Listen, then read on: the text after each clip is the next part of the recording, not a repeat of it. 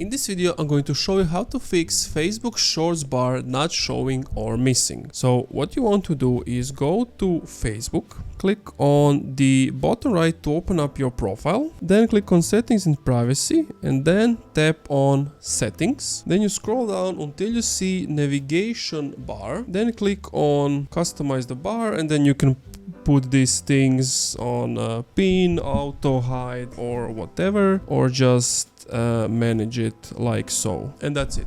Thank you for watching this video. If you enjoyed, leave a like, comment, subscribe.